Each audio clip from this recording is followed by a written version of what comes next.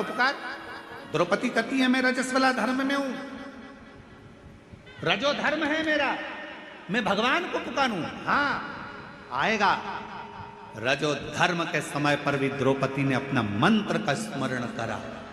शिव महापुराण की कथा कहती है भगवान का नाम, तुम शुद्ध हो अशुद्ध हो, तुम स्नान करे हो ना करे हो, तुम कहां बैठे हो उससे भी मतलब नहीं। शिव पुराण की कथा कहती है भगवान का नाम कहीं पर भी पुकार सकते हो। कई लोग कहते हैं हॉस्पिटल में हम रुद्राक्ष पहनकर जा सकते, क्यों नहीं?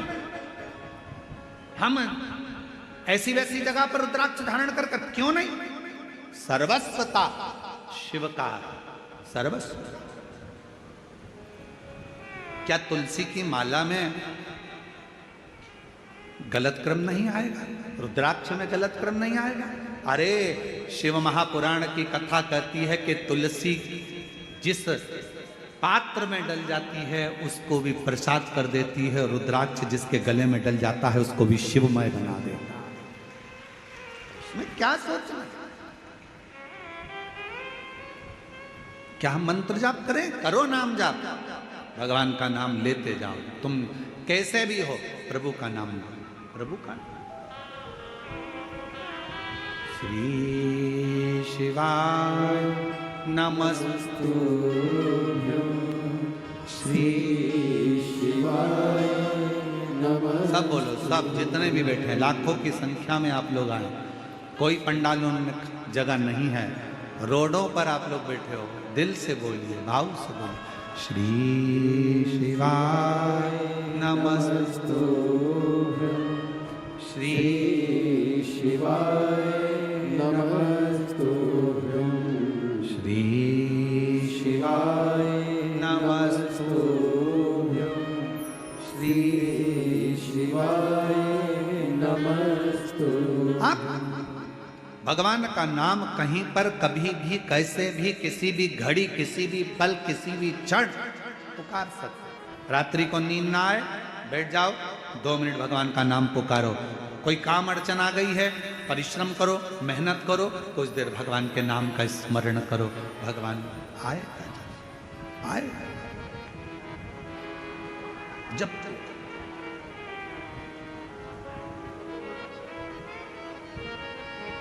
कब कहाँ कैसे प्राण जाएंगे कोई भरोसा नहीं।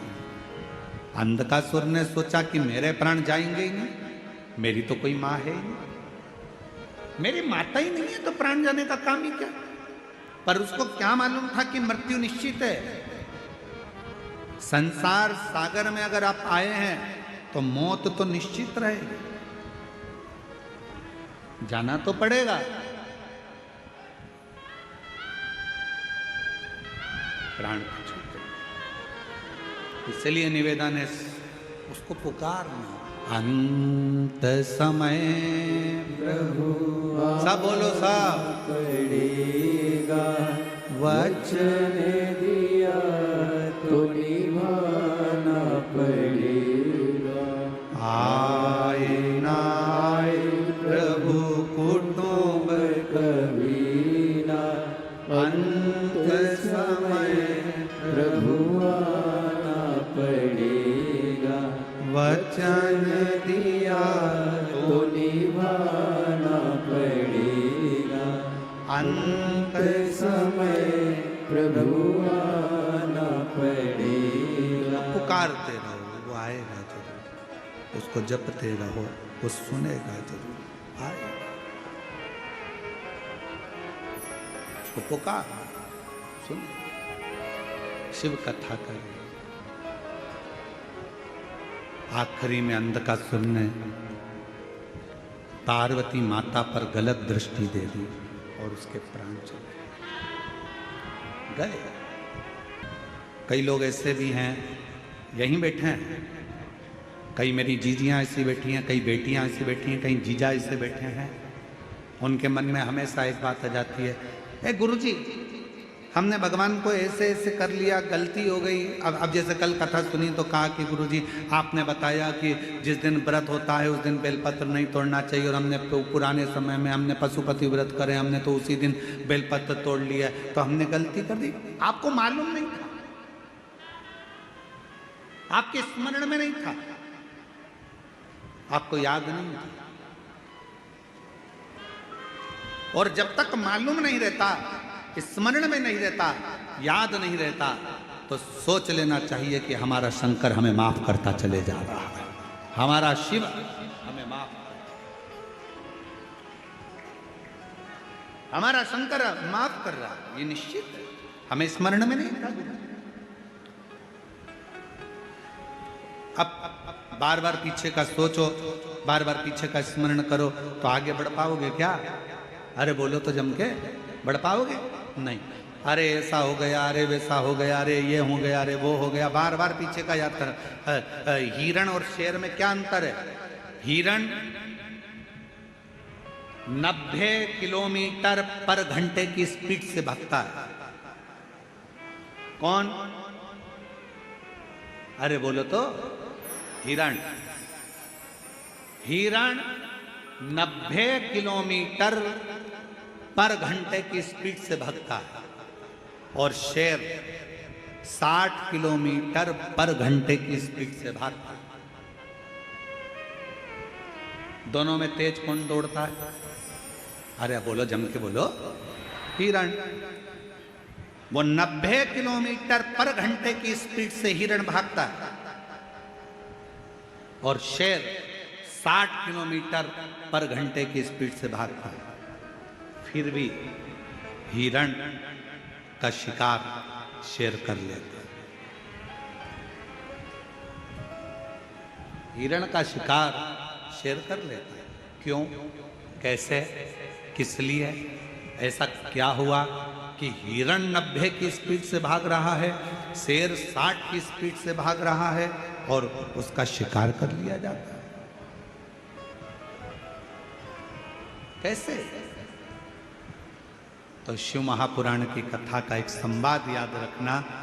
हिरण 90 की स्पीड से भाग रहा है, पर हिरण पीछे पलट पलट कर रुकता, पलट कर देखता, फिर भागता, फिर पलट कर देखता, फिर भागता। हिरण अपना आधे से ज्यादा समय पीछे देखने में लगा देता है, इसलिए 60 की स्पीड में दौड़ने वाला भी शेर 90 की स्पीड वाले का शिकार कर लेता है।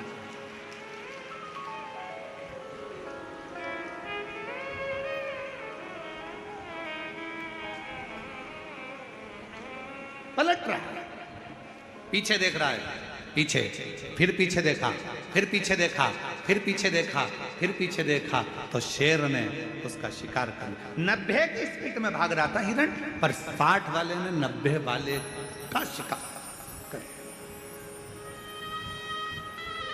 पीछे पलटने के चलते। और आपसे निवेदन है, मेरी छत्तीसगढ़ की जीजियों, मेरे छत्तीसगढ़ के जीजाओं, मेरी बेटियों बेटाओं, आपसे निवेदन है। कई बेटियां कहती हैं मैंने पहले एग्जाम दिया, 4 बार एग्जाम दिया, 5 बार एग्जाम दिया, मैं क्लियर नहीं कर पा रही हूँ, मैं सीए बनूंगी कि नहीं बनूंगी, डॉक्टर बनूंगी कि नहीं बनूंगी, मैं ये वाला एग्जाम पास करूंगी कि नहीं करूंगी, मैं ये कर पाऊंगी कि नहीं कर पाऊंगी, मैं इंजीनियर बन पाऊंगी कि नहीं बन पाऊंगी, मैं कलेक्टर बनूंगी कि नहीं, मैं एसपी बनूंगी कि नहीं बनूंगी। ये पीछे तुमने कितने भी एग्जाम दिए, उसको मत देखो। तुम्हारी स्पीड 90 की होना चाहिए।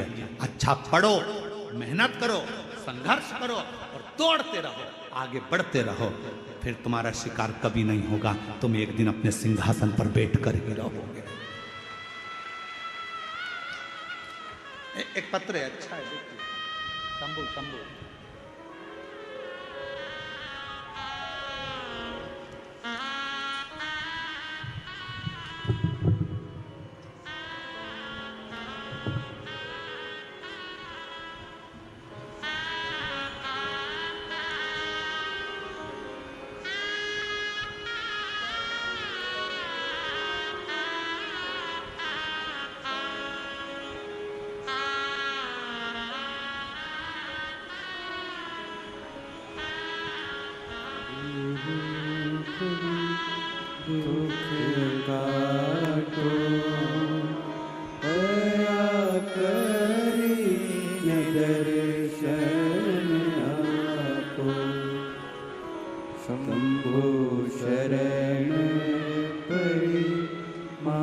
घड़ी रे गए दुख काटो दया करी नगर खुशबू राहुल जैन कहीं बैठे हों। खुशबू राहुल जैन, सरोना जिला कांकेर छत्तीसगढ़, मोबाइल नंबर ये है। खुशबू राहुल जैन अगर कहीं बैठे हों तो बेलपत्र लेने के लिए आ सकते हैं। खुशबू राहुल जैन, सरोना जिला कांकेर छत्तीसगढ़। शिव के आश्रम, शंकर के आश्रम। एक पत्र और लिखो। पद्मा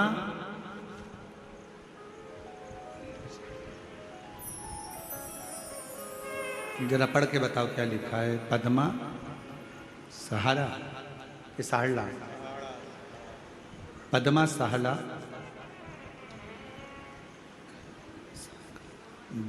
जामसार कला थाना डोंगर गांव से हूँ।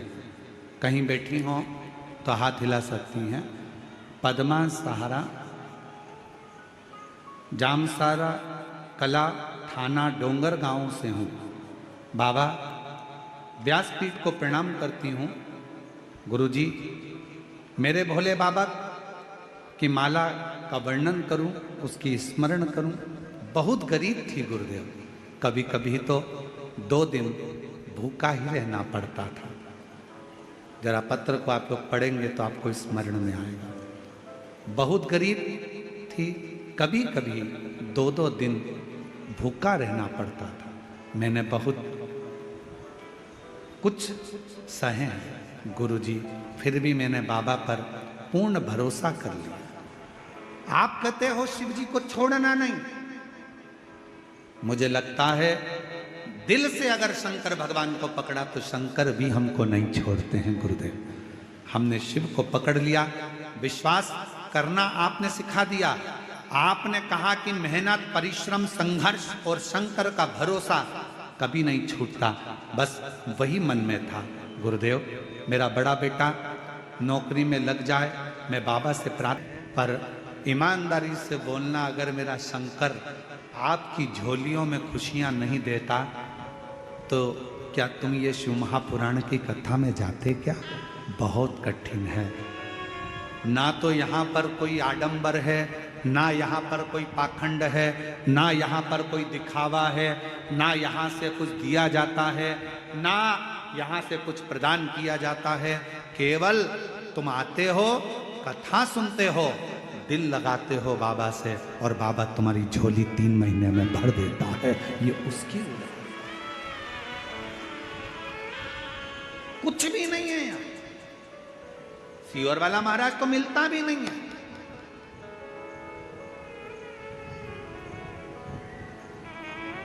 हम आपसे मिलते भी नहीं है, और नहीं मिलने का कारण केवल एक है कि भगवान को भगवान रहने दो, इंसान को भगवान मत बनाओ, इसलिए नहीं मिलते आपसे। कई लोगों के मन में आ जाएगा सीहोर वाले महाराज जी से मिल लें हम, भगवान ऐसा कृपा कर दे, महाराज जी हाथ रख दे, महाराज जी ऐसा। ना ना ना ना, आप भगवान को भगवान रहने दो, इंसान को भगवान मत बनाओ। आज के जमाने में ढेर सारे भगवान बन के बैठे हुए हैं, ढेर सारे। कोई क्या हमारे पास आओ हम तुम्हारा कल्याण कर देंगे, कोई क्या हमारे पास आओ हम तुम्हारा कल्याण कर देंगे। कोई नहीं कर सकता किसी का कल्याण। दुनिया में केवल एक शंकर ही ऐसे हैं जो जगत का कल्याण कर सकते हैं, बाकी का कोई नहीं मिलते। हम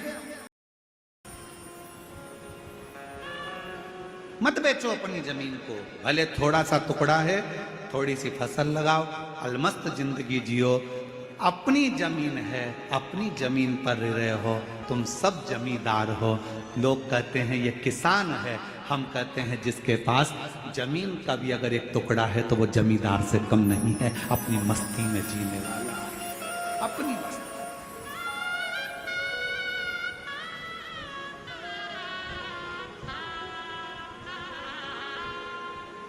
थोड़ा अलमस्त रहो। अपने जीवन को जितना प्रसन्नता में जीने का एक लक्ष्य बना सकते हो, वो छोटे से गांव में ही बना सकते हो।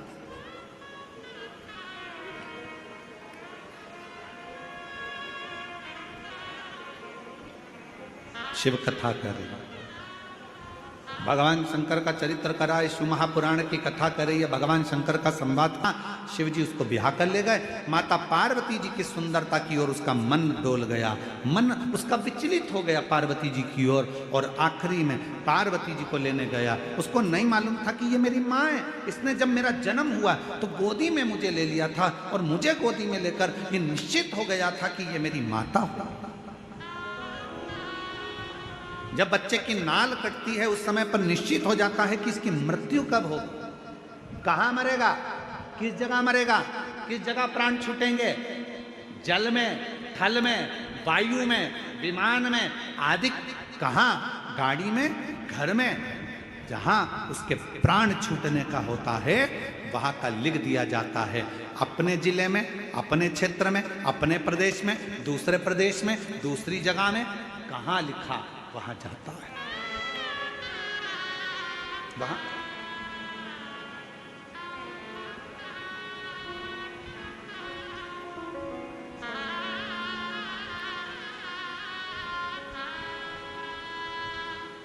इसलिए शिव पुराण कहती है जितना समय मिले, ये मत सोचना अगली कथा जब छत्तीसगढ़ में होगी ना तब मैं कथा सुनने के लिए जाऊंगी। नहीं नहीं नहीं, काल करे सो आज करे सो पल में प्रलय हो जाएगा, शिव पुराण सुनेगा। आज मिला है मुझे, चलो पहुंचो।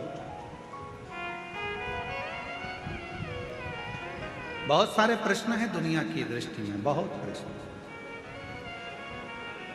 एक बहन ने एक प्रश्न लिखा कि गुरुजी हम हमारे नर्मदा जी का दर्शन करने के लिए हम जबलपुर के पास बेड़ा घाट गए, वहाँ से हम शंकर जी का छोटा सा शिवलिंग लेकर आ गए, हम उसकी प्राण प्रतिष्ठा करे बिगर हम उसका पूजन कर रहे हैं, हमारे पास में प्रतिष्ठा का पैसा नहीं है, हम उसकी आराधना कर रहे हैं, क्या हमें पुण्य मिलेगा? क्यों नहीं मिलेगा? लिंग पुराण में, शिव महापुराण में, नर्मदा पुराण में, स्कंद पुराण में सब में तो वर्णन किया कि मां नर्मदा जी के जल से अगर कोई कंकर भी निकलता है तो वो शंकर है। उस शंकर की प्रतिष्ठा की जरूरत नहीं होती, वो अपने आप में प्रतिष्ठित होता है। आप उसकी आराधना करिए, कौन मना कर रहा है?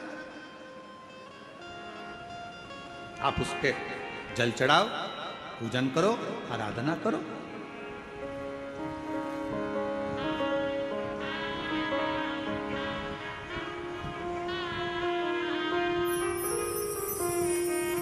और आप जब उसकी आराधना करेंगे, उसका स्मरण करेंगे तो सुख अपने आप आए। और शंभु शरण मांगू घड़ी रे दुख काटो, दया करी दर्शन आपो। बहुत सारे प्रश्न हैं। गुरुजी हम क्या भगवान का नाम ले सकते हैं? हम रजस्वला धर्म में हैं, क्या भगवान को पुकार सकते हैं? द्रौपदी का चरित्र कहता है कि द्रौपदी रजस्वला धर्म में थी, दुशासन बाल खींच कर लेकर गया, भरी सभा में खड़ा कर दिया, चीर खींचने लगा। आखिरी में द्रौपदी ने अपने गुरु जी से पूछा, गुरु द्रोणाचार्य से कहा, गुरुदेव कोई नहीं बचा रहा, मेरे पति नहीं बचा रहे, मेरे काका ससुर, काकी सास बैठी, अंधकार यहाँ पर धृतराष्ट्र गांधारी बैठे, वो नहीं बचा रहे, कोई बचाने को तैयार नहीं है, भीष्म पितामह नहीं बचा रहे, गुरुदेव आप बताओ मैं क्या करूं? तब गुरु जी ने कहा, एक काम कर, वो द्वारका नाथ को पुकारना प्रारंभ कर दे।